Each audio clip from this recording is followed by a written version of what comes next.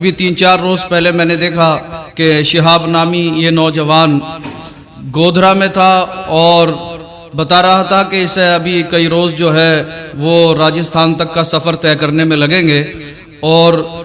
طرح طرح کی افواہیں بھی آنے لگی۔ وہ شہاب نامی نوجوان کہہ رہا تھا کہ میں ابھی گودھرا میں ہوں اور مجھے تقریباً 5 دن جو ہے وہ راجستھان تک پہنچنے میں لگ جائیں گے،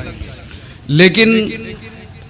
سوشل میڈیا پر دیکھا جا رہا ہے، کوئی کہہ رہا ہے کہ شہاب بھائی پاکستان پہنچ چکے ہیں، پاکستان کے پورو پرائم منسٹر عمران خان جو ہے وہ ان کا استقبال کرنے کے لیے بارڈر پہ پہنچے۔ کوئی کہہ رہا ہے کہ پاکستان کی آرمی نے شہاب بھائی کا جو ہے استقبال کیا، ویلکم کیا، سواگت کیا۔ طرح طرح کی افواہیں جو ہے وہ شہاب نامی شخص کے نوجوان کے نام سے سوشل میڈیا پر پھیلائی جا رہی ہیں۔ کچھ لوگوں نے یہ کہا کہ پیدل حج کا سفر کرنا جائز نہیں ہے، تو کچھ لوگ جو ہے وہ پیدل حج کے سفر کرنے کی فضیلتیں بھی بیان کر رہے ہیں۔ میرے پاس بھی کافی سارے فون آئے، احباب نے کہا کہ سید صاحب اس کے تعلق سے ہمیں بتائیں کہ پیدل حج کا سفر کرنا جائز ہے یا ناجائز ہے، یا شہاب نامی نوجوان سے پہلے کوئی اور بھی پیدل حج کا سفر کرنے کے لیے گیا یا نہیں گیا۔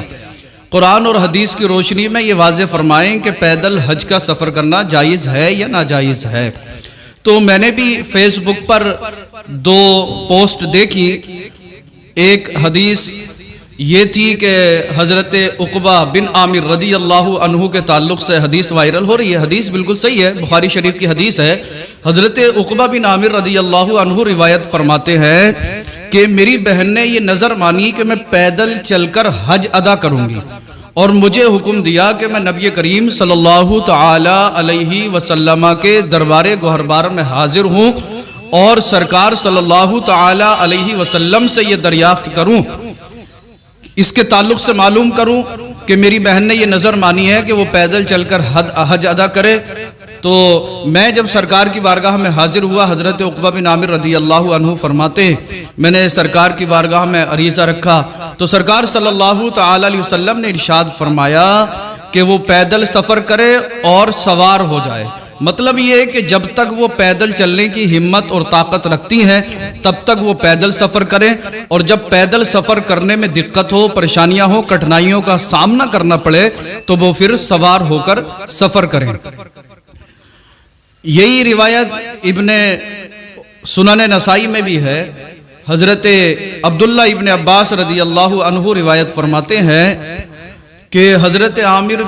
عقبہ بن عامر رضی اللہ عنہ جو ہے وہ سرکار کی بارگاہ میں حاضر ہوئے اور عرض کیا یا رسول اللہ صلی اللہ تعالی علیہ وسلم، میری بہن نے یہ نظر مانی ہے کہ میں پیدل چل کر حج بیت اللہ کی سعادت سے سرفراز ہوں گی۔ میری بہن جو ہے وہ پیدل حج کرنے کی منت مان چکی ہے یا رسول اللہ صلی اللہ تعالی علیہ وسلم، اور اس نے مجھے آپ کی بارگاہ میں بھیجا اور فرمایا کہ سرکار صلی اللہ تعالی علیہ وسلم سے اس کے تعلق سے معلوم کیجئے۔ تو اللہ کے نبی صلی اللہ تعالی علیہ وسلم نے ارشاد فرمایا کہ اگر وہ پیدل حج کا سفر کرنے کی طاقت رکھتی ہیں، پیدل چل کر حج کا سفر کر سکتی ہیں تو وہ پیدل چل کر ادا کریں، اور اگر پیدل چلنے کی طاقت نہیں ہے تو جتنا پیدل چل سکتی ہیں پیدل چلیں، اس کے بعد وہ سوار ہو جائیں اور قربانی کریں یعنی دم دیں۔ دوسری حدیث حضرت انس رضی اللہ تعالی عنہ روایت فرماتے ہیں، یہ بھی سوشل میڈیا پر کافی تیزی سے وائرل ہو رہی ہے۔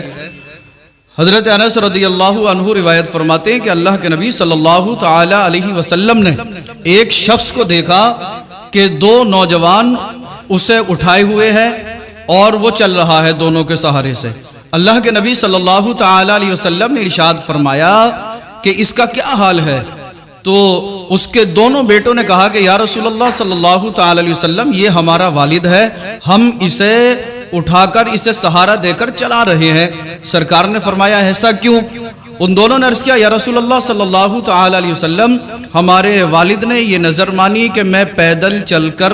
حج کا سفر ادا کروں گا، پیدل چل کر میں مکہ المکرمہ پہنچوں گا اور حج بیت اللہ کی سعادتوں سے مالا مال ہوں گا۔ اللہ کے نبی صلی اللہ تعالی علیہ وسلم نے ارشاد فرمایا کہ جب یہ شخص کمزور ہے، پیدل چلنے کی طاقت نہیں رکھتا، تو اس نے یہ نظر مانی اللہ اس کے پیدل چلنے سے بے نیاز ہے، اس سے کہو کہ یہ سوار ہو جائے اور قربانی کرے یعنی دم دے۔ اللہ اکبر۔ حضرات یہ بات واضح ہے، ان دونوں حدیثوں سے یہ معلوم ہوتا ہے کہ پہلی جو تھی وہ عورت تھی، وہ بھی پیدل چلنے کی طاقت نہیں رکھتی تھی، دوسرا شخص جو ہے وہ ضعیف ہے، کمزور ہے، لاغر ہے، وہ بھی پیدل سفر کرنے کی طاقت نہیں رکھتا تھا۔ اسی وجہ سے اللہ کے نبی صلی اللہ تعالی علیہ وسلم نے دونوں سے فرمایا کہ سوار ہو جائیں اور دم دیں یعنی قربانی ادا کریں۔ تو ہرگز اس کا یہ مطلب نہیں ہے کہ اگر کوئی پیدل چلنے کی ہمت و طاقت رکھتا ہو، پیدل چل کر وہ مکہ المکرمہ تک پہنچ سکتا ہو یا مدینہ منورہ تک کا سفر وہ پیدل طے کر سکتا ہو، راستہ پر امن ہو اور توشے کا انتظام ہو، کسی طرح کی کوئی دقت پریشانی اسے راستے میں نہ ہو، تو بلا شبہ جائز ہے کہ پیدل چل کر حج کا سفر ادا کرے۔ اس میں کوئی دو رائے نہیں ہے کہ اگر راستہ صحیح ہے، پیدل چلنے میں کوئی دقت نہیں ہے، راستے میں لوگ اس کے کھانے پینے کا انتظام کر رہے ہیں، استقبال کر رہے ہیں، حج کا سفر ہے، مقدس سفر ہے، بیت اللہ کے حج کے لیے جا رہا ہے، تو مصافحہ کرنا، پھول کے ہار پہنانا، نذرانہ پیش کرنا، خدمت کرنا اور اس کا استقبال کرنا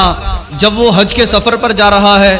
بھئی سرکار فرماتے ہیں نیت المؤمن خیر من عملہ، مومن کی جو نیت ہے وہ اس کے عمل سے بہتر ہے۔ اب کچھ لوگ کہہ رہے ہیں کہ اس کی نیت جو تھی وہ فیمس ہونے کی تھی،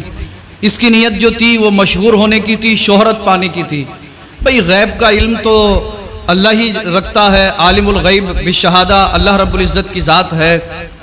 تو اللہ اور اس کا رسول صلی اللہ تعالی علیہ وسلم بہتر جانتا ہے کہ اس کی نیت کیا ہے۔ لیکن ایک مومن کے لیے یہ ضروری ہے کہ وہ دوسرے مسلمان کے لیے بدگمانی کرنے سے بچے۔ خلاصہ کلام یہ ہے کہ لوگ جو طرح سے اس شخص پر کیچڑ اچھال رہے ہیں، بدنام کرنے کی کوششیں کر رہے ہیں، تو ان لوگوں سے بھی مؤدبانہ گزارش ہے کہ اچھی سوچ رکھیں اور دوسرے لوگوں کے بارے میں اچھا سوچیں۔ اگر اس کی نیت اچھی ہے تو اللہ رب العزت اسے اس کا اجر عطا فرمائے گا، اور اگر خدا نہ کرے اس کی نیت کوئی اور ہے تو اللہ اور اس کے رسول صلی اللہ تعالی علیہ وسلم بہتر جاننے والے ہیں، تو اللہ اس کے حال پر کرم فرمائے، اور اللہ جو ہے ہم سب کو بھی دوسرے مسلمانوں کے بارے میں اچھی سوچ رکھنے کی توفیق عطا فرمائے۔ لہٰذا جو لوگ طرح کی افواہیں پھیلا رہے ہیں ان سے مؤدبانہ گزارش ہے کہ وہ افواہیں نہ پھیلائیں۔ شہاب بھائی ابھی غالباً راجستھان تک بھی نہیں پہنچے ہیں، اور لوگ جو ہے انہیں پاکستان کوئی کہہ رہا ہے کہیں پر، کوئی کہہ رہا کہیں پر، کوئی کہہ رہا کہیں پر، طرح کی افواہیں پھیلائی جا رہی ہیں۔ لہٰذا شہاب بھائی کے بارے میں جو ہے اگر انسان